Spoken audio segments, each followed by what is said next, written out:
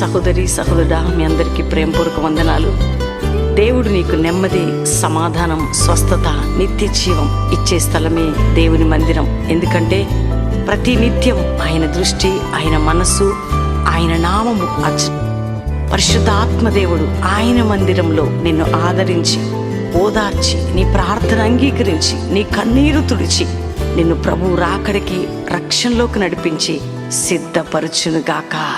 Amen, amen, amen.